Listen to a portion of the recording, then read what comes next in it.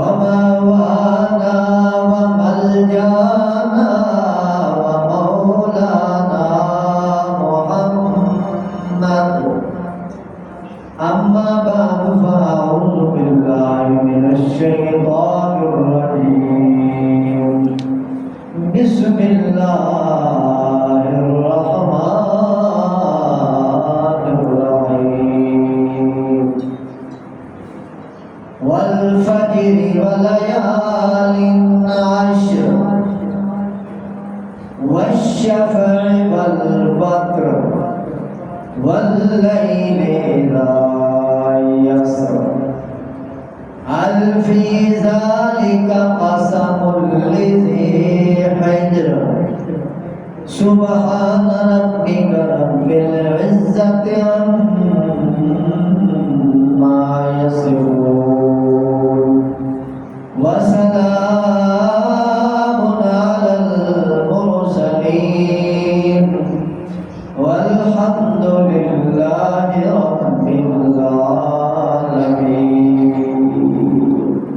رب العالمين.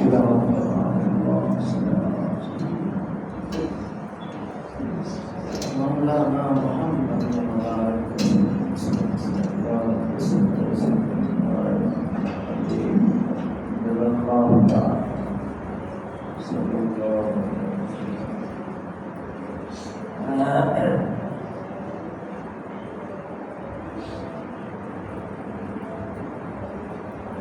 حاضرین محترم،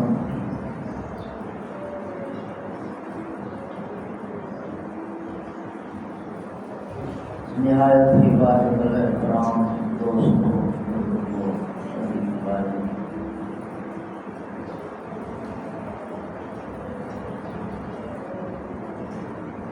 سورۃ والفجر کی چند آیات میں نے تلاوت کی ہیں۔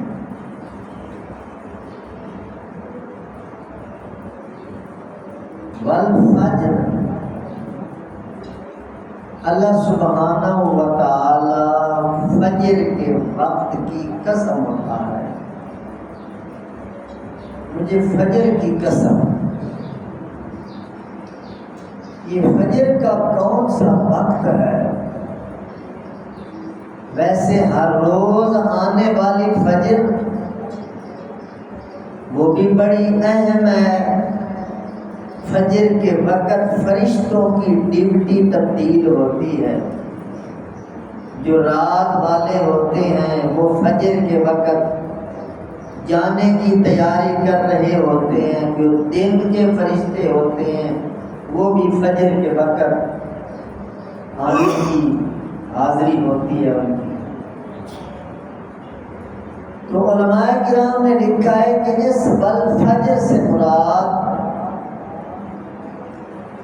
ذی الحجہ کے دن کی جو پہلی فجر ہے وہ فجر مراد۔ ذی الحجہ کا چاند 2 دن بعد نظر آ جائے گا۔ ذی الحجہ کے موضوع پر کچھ معلومات پیش کرنا چاہتا ہوں۔ بڑا فضیلت والا عشرہ ہے، عظمت والا عشرہ ہے، بڑا شان والا عشرہ ہے۔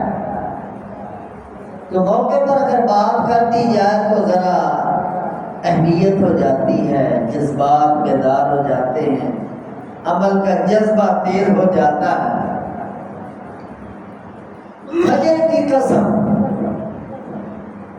بعض علماء فرماتے ہیں کہ ذی الحجہ کے چاند کے طلوع ہونے کے بعد جو پہلی فجر ہے اس فجر کی قسم ہے۔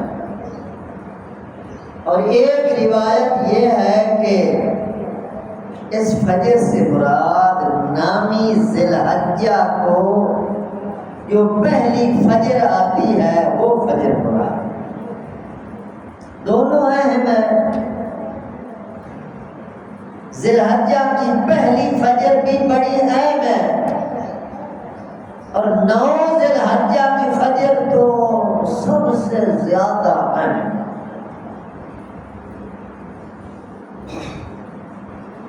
ذی الحجہ کے پہلے دن اور پہلی فجر سے لے کر بلکہ پہلی شام سے لے کر 10 ذی الحجہ تک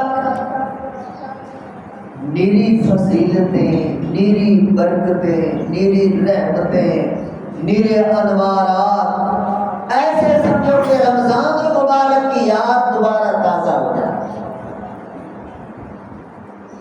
ترمذی شریف میں ایک حدیث آتی ہے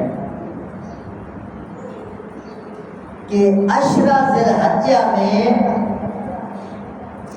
10ویں ذی الحجہ کو تو عید ہوتی ہے، یہ 9ویں ذی الحجہ تک ایک ایک دن کی عبادت، ایک ایک دن کا روزہ 1 سال کے روزوں کے برابر۔ حدیث سنا رہا ہوں، دل پہ لکھی۔ ایک دن کا روزہ پہلی ذی الحجہ سے لے کر 9ویں ذی الحجہ تک، ایک دن کا روزہ 1 سال کے روزوں کے برابر ہے۔ اب جس نے پہلی، دوسری، تیسری، چوتھی، 5ویں، 6ویں، 7ویں، 8ویں، 9ویں 9 روزے رکھ لیے تو اس حدیث کی روشنی میں اس کے نامہ اعمال میں 9 سال کے روزے لکھے۔ 9 سال کے روزے، صرف ان 9 دنوں کے اندر 9 روزے رکھنے سے اللہ پاک ثواب عطا فرمائے۔ اور پھر جو 9ویں ذی الحجہ، اس کی پھر خاص فضیلت ہے۔ حضور علیہ السلام فرما گئے کہ جو 9ویں ذی الحجہ کا روزہ رکھتا ہے اس کے 1 سال پچھلے اور 1 سال اگلے کے گناہوں کو اللہ معاف فرما دے۔ اللہ، کتنی بڑی فضیلت ہے، پورے سال کے گناہ اللہ نے معاف فرما دی، اور اگلا سال ابھی آیا ہی نہیں، پہلے اللہ نے معافی کا اعلان کر دیا۔ ہو سکتا ہے اگلے سال، اس کے سال آنے سے پہلے اسے موت آ جائے، مگر روزہ رکھنے کی وجہ سے اللہ نے پیش کی اس کے نام اعمال میں عبادت دی۔ ایک حدیث پاک میں آتا ہے کہ اللہ تعالیٰ کو یہ 10 دن، یہ ذی الحجہ کے 10 دن سب سے زیادہ محبوب ہے، پیارے ہیں۔ اور اس 10 دن کے اندر جو بندے اللہ کی عبادت کرتے ہیں، ریاضت کرتے ہیں، روزے رکھتے ہیں، تلاوتیں کرتے ہیں، تسبیحات کرتے ہیں، تکبیرات کرتے ہیں، درود و سلام پڑھتے ہیں، تہجد پڑھتے ہیں، نوافل پڑھتے ہیں، اوابین پڑھتے ہیں، جس قسم کی عبادت کرتے ہیں، صدقہ خیرات کرتے ہیں، حضور فرماتے ہیں اللہ تعالیٰ کو وہ بندے سب سے زیادہ پیارے اور محبوب ہیں۔ ان 10 دنوں کی خاص فضیلت ہے، وہ مالک ہے جس کو چاہے فضیلت دے دے۔ ان 10 دنوں کو اللہ نے خاص فضیلت بخشی ہے۔ تو سب سے پہلی بات، جب ذی الحجہ کا چاند طلوع ہو، آج عام طور پر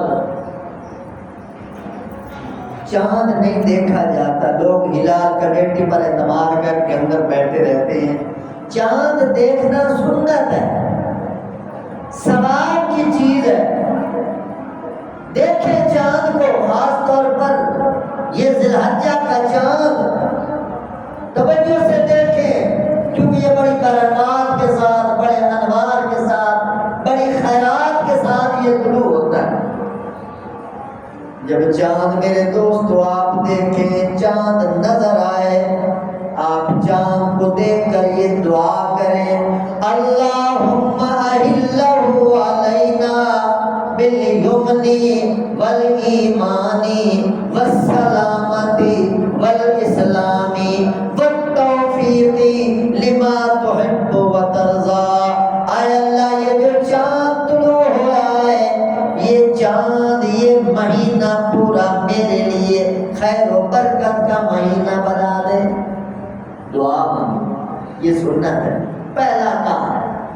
بالیمن والایمان، میرا ایمان سلامت رہے، میری جان سلامت رہے، میرا نظام سلامت رہے، اسلام سلامت رہے، سلامتی سلامت رہے۔ اور یا اللہ اس مہینے کے اندر مجھے وہ کام کرنے کی توفیق عطا فرما جو کام تجھے بھی پسند ہے، تیرے حبیب کو بھی پسند ہے۔ یہ دعا کرنی ہے، سب سے پہلا کام یہ کرنا ہے۔ جب دعا ہو جاتی ہے تو پھر اللہ کی خاص نوازشات نازل ہوتی ہیں، اور پھر اس دعا کو اس پورے عشرے میں جاری رکھنا ہے۔ حدیث پاک میں آتا ہے کہ دعا جب مومن خلوص دل سے کرتا ہے تو دعا پرواز کرتی ہے۔ مصیبتیں اوپر سے نیچے آنا چاہتی ہیں اور دعا نیچے سے اوپر جانا چاہتی ہے۔ راستے میں مصیبتیں اور دعائیں آپس میں ٹکرا جاتی ہیں، گتھم گتھا ہو جاتی ہیں، ان کا جھگڑا ہوتا ہے۔ مصیبت نیچے اترنا چاہتی ہے، دعا اوپر دھکیلنا چاہتی ہے۔ حدیث پاک میں آتا ہے کہ دعا اتنی مضبوط ڈال ہے، مصیبت شکست کھا جاتی ہے، دعا اور مصیبت کو اس بندے پر نہیں نازل ہوتی۔ تو دعائیں مانگا کرو، اور خاص طور پر اس ذی الحجہ کے اندر دعاؤں کا خاص موسم ہے، خاص دن رات ہے جن میں اللہ سے مانگنا ہے۔ اور ان دنوں میں پھر خاص جو یوم عرفہ ہے، نامی ذی الحجہ کا دن، حضور علیہ السلام فرماتے ہیں کہ خیر الدعاء دعاء یوم العرفہ، بہترین دعا، بہت اچھی دعا، مقبول دعا عرفہ والے دن کی دعا ہے، نامی ذی الحجہ کے دن کی دعا ہے۔ وہ بڑا خاص دن ہے، حاجی حضرات، حجاج کرام میدان عرفات کے اندر آج کا سب سے بڑا فریضہ ادا کر رہے ہوتے ہیں۔ اور حدیث پاک میں آتا ہے پورے سال کے اندر نامی ذی الحجہ کو اللہ سب سے زیادہ جہنمی لوگوں کو جہنم سے آزاد کر کے جنت کا ٹکٹ عطا فرماتے ہیں۔ نامی ذی الحجہ کی بڑی خاص فضیلت ہے، اور اللہ کے خاص انوار اور خاص رحمتیں برس رہے ہوتے ہیں۔ تو نامی ذی الحجہ کا روزہ بھی رکھنا ہے، اور خاص طور پر دعاؤں کا بھی اہتمام۔ اور حضور علیہ السلام نے یہ بھی فرمایا جو بندہ قربانی کی نیت رکھتا ہے، قربانی کا ارادہ رکھتا ہے، اس کے لیے یہ سنت ہے، مستحب ہے، پسند ہے، ذی الحجہ سے پہلے پہلے اپنی حجامت بنوا لے، اپنے بال کٹوا لے، اپنے ناخن کٹوا لے۔ جب ذی الحجہ کا چاند نظر آ جائے، اپنے بال نہ کٹوائے، اپنے ناخن نہ کٹوائے، یہ بھی سنت عمل ہے۔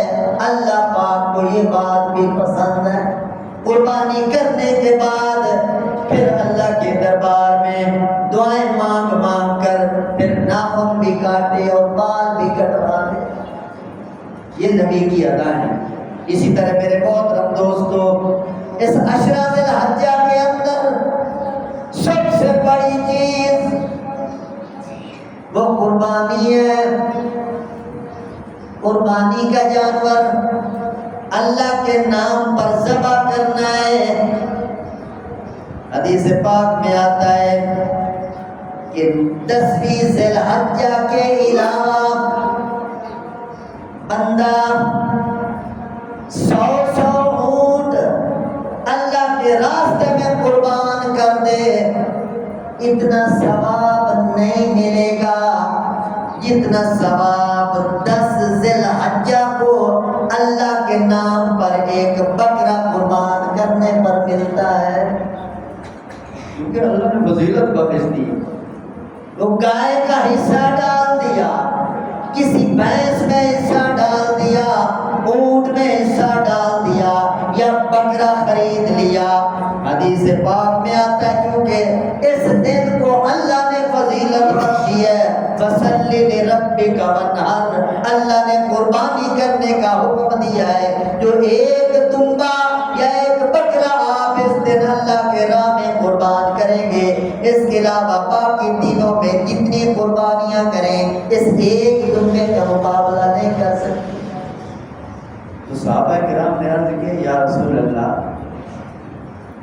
قربانی جو کرتے ہیں اس پر ملتا کیا ہے، کیا بدلہ ملے گا، کیا ثواب ملے گا؟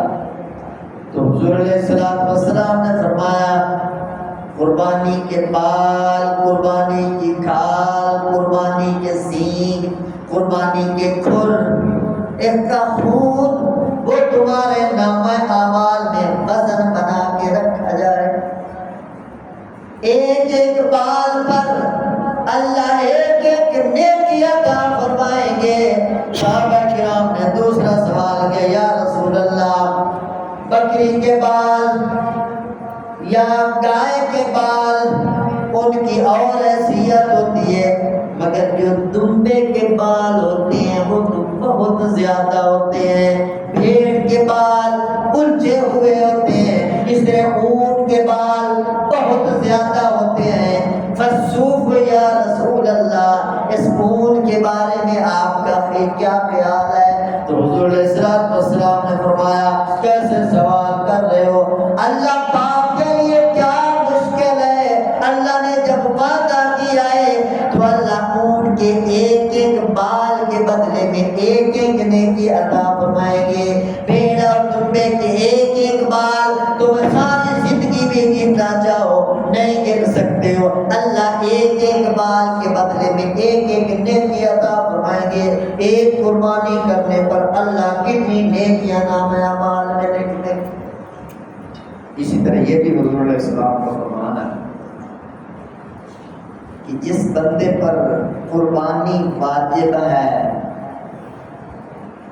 صاحب حیثیت ہے، مالدار ہے، 7.5 تولے سونا، 52 تولے چاندی یا اتنی مالیت کے روپے پیسے بینک بیلنس پڑا ہے یا ضروریات سے زائد چیزیں پڑی ہیں، اس بندے پر قربانی واجب ہے.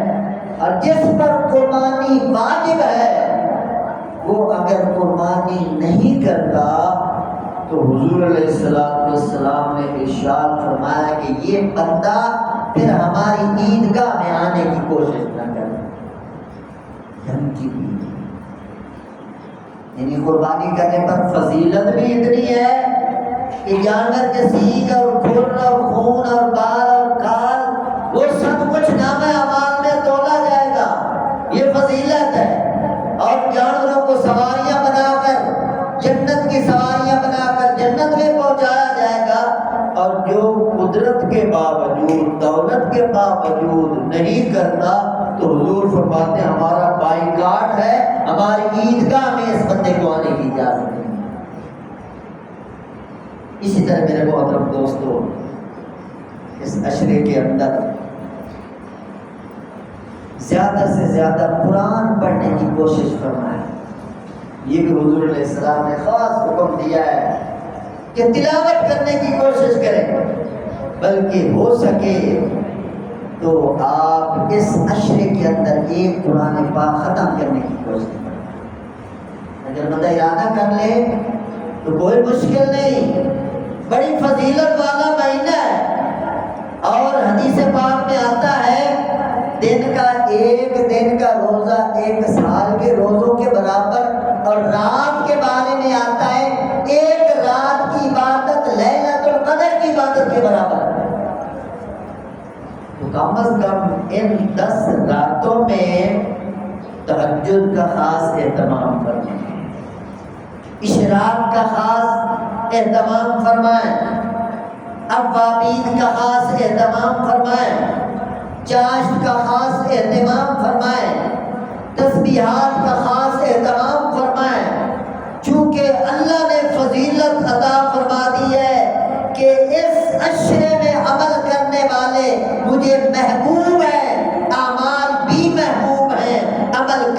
ہی محبوب ہیں تو جو جتنے اعمال کریں گے وہ اللہ کے اتنے زیادہ محبوب بنتے چلیں گے۔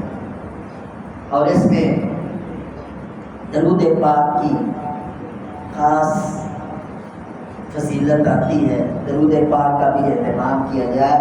اور حضور علیہ السلام نے تیسرے کلمے کی خاص فضیلت بیان فرمائی ہے کہ اس عشرے کے اندر سبحان اللہ، الحمدللہ، لا الہ الا اللہ، اللہ اکبر، اس کا اہتمام کیا جائے۔ اور وہ جو تکبیرات تشریق ہیں وہ 9 ذی الحجہ سے شروع ہوں گی، وہ تو واجب ہیں۔ علماء نے لکھا ہے کہ پہلی ذی الحجہ سے بھی اگر کوئی اس کو ترانہ بنا لیتا ہے، کوئی عام طور پر اسے پڑھتا رہتا ہے، یہ جملے اللہ کو بڑے پیارے ہیں، بڑے محبوب ہیں۔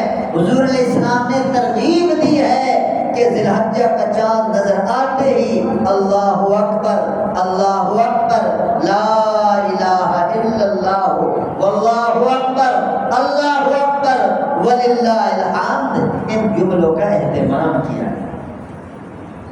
اللہ اکبر، سبحان اللہ، یہ اتنا بڑا جملہ ہے، حدیث پاک میں آتا ہے کہ جب بھی کوئی بندہ یہ کہتا نا اللہ اکبر تو جنت فوراً متوجہ ہو۔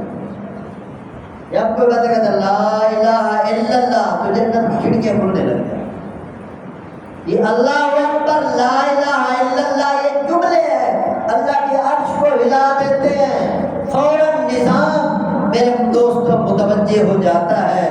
سبحان اللہ والحمدللہ ولا الہ الا اللہ واللہ اکبر، تیسرا کلمہ اس کی بہت بڑی فضیلت آتی ہے۔ حدیث پاک میں آتا ہے جو بندہ صرف سبحان اللہ اس کو 100 بار کہتا ہے، سبحان اللہ، سبحان اللہ، سبحان اللہ 100 بار کہتا ہے تو اس کے نامہ اعمال میں 100 غلام آزاد کرنے کا ثواب لکھا جاتا ہے۔ اور جو بندہ الحمدللہ، الحمدللہ، الحمدللہ 100 بار کہتا ہے اس کے نامہ اعمال میں 100 گھوڑے جہاد فی سبیل اللہ میں دینے کا ثواب لکھا جاتا ہے۔ اور جو بندہ اللہ اکبر، اللہ اکبر، اللہ اکبر، صرف یہ جملہ اللہ سب سے بڑا 100 بار کہتا ہے، حدیث پاک میں آتا ہے کہ اس کے نامہ اعمال میں 100 اونٹ تبا سالو سامان کے، یعنی سامان کے لدے ہوئے اونٹ کتنا بوجھ اٹھاتا ہے، سامان کے لدے ہوئے اونٹوں کا ثواب اللہ اس کے نامہ اعمال میں۔ اور جو بندہ لا الہ الا اللہ کہتا ہے، یہ سارے تیسرے کلمے کے اندر یہ چیزیں آتی ہیں، لا الہ الا اللہ کہتا ہے، یہ وہ جملہ ہے جو آسمان سے لے کر زمین تک یہ جتنی خلا ہے، فضا ہے، اس ساری فضاؤں اور خلاؤں کو نیکیوں سے یہ جملہ بھر دیتا ہے۔ تو کتنی بڑی فضیلت ہے تیسرے کلمے کی، سبحان اللہ والحمدللہ ولا الہ الا اللہ واللہ اکبر۔ یہ فضیلت صرف ذی الحجہ کے ساتھ خاص نہیں، جب بھی آپ پڑھیں یہ فضیلت ہے۔ اور ذی الحجہ کے اندر اس کو پھر 4 چاند لگتا ہے۔ ذی الحجہ کے اندر یہ فضیلت میرے دوستو اور بڑھ جاتی ہے۔ جو بندہ تیسرا کلمہ پڑھتا ہے ذی الحجہ کے اندر، اس کے ثواب کو میرے دوستو اور بڑھایا جاتا ہے۔ اور یہ بات یاد رکھیں، 9 ذی الحجہ کو حجاج کرام میدان عرفات میں جمع ہوتے ہیں اور عرفہ پر خاص رحمتیں نازل ہوتی ہیں۔ اسی عرفہ کی برکت سے پوری دنیا میں اللہ پاک رحمتیں بھیجتے ہیں۔ جہاں جہاں دنیا کی کسی خطے میں کوئی بندہ دست بدعا بیٹھا ہے، اللہ کے دربار میں ہاتھ اٹھائے بیٹھا ہے، تو اللہ پاک وہاں کی رحمتیں ادھر بھیجتے ہیں اور اس بندے کی دعا کو قبول فرماتے ہیں۔ اب 9 ذی الحجہ میں کیا ہوتا ہے میرے محترم، سارے حجاج کرام ایک ایسے مقام پہ جمع ہیں جو اس سے پہلے ایک جنگل تھا، پہاڑیاں ہیں، جنگل ہے، وہاں درندے جانور پھرتے ہیں، آج رونق لگی ہوئی ہے، حرم پاک کو چھوڑ کر، کعبہ شریف کو چھوڑ کر، مسجد حرام کو چھوڑ کر اللہ کے حکم پر اس جنگل میں کھڑے ہیں۔ وقوف عرفات، عرفہ میں کیا ہوتا ہے؟ اتنی بڑی فضیلت ہے میدان عرفات کی، اس میں کیا ہے؟ اس میں میرے محترم دوستو صرف ٹھہرنے کی فضیلت ہے۔ میدان عرفہ کا وقوف عرفہ، جس آدمی نے عرفات کے اندر وقوف نہیں کیا، ٹھہرا نہیں، بے شک سارے عرفات اس نے خوبصورتی سے کر لیے، مگر اس جنگل میں، اس عرفات کے میدان میں اس نے 9 ذی الحجہ کو حاضری نہیں دی، اس کا حج قبول نہیں ہے۔ اللہ کے حکم پر چلنا ہے میرے محترم دوستو۔ وہاں سارے حاجی 2 کپڑوں میں ملبوس کھڑے ہیں، عربی بھی ہیں، اجمی بھی ہیں، غریب بھی ہیں، امیر بھی ہیں، مشرقی بھی ہیں، مغربی بھی ہیں، سید بھی ہیں، پٹھان بھی ہیں، اونچی ذاتوں والے، نیچی ذاتوں والے، سب برابر کھڑے ہیں، سب برابر کھڑے ہیں۔ تو اللہ کے نام پر 2 کپڑوں میں اور ننگے سر وہاں کھڑے ہیں، یہ ادا رب کو پسند ہے۔ ایک ہی صف میں کھڑے ہو گئے، محمود و ایاز، نہ بندہ رہا نہ کوئی بندہ نواز۔ اسی تکبر کو توڑنا ہے، اسی فخر کو توڑنا ہے، اللہ کے حضور جھکنا ہے اور اللہ کے سامنے اپنی ساری خواہشات کو مٹا کر اللہ کے حکم کے مطابق اپنے آپ کو ڈالنا ہے۔ اللہ مجھے اور آپ سب کو ذی الحجہ کی برکتیں، نوازشیں اور زیادہ سے زیادہ عبادتیں کرنے کی توفیق نصیب فرمائے۔ وآخر دعوانا الحمدللہ۔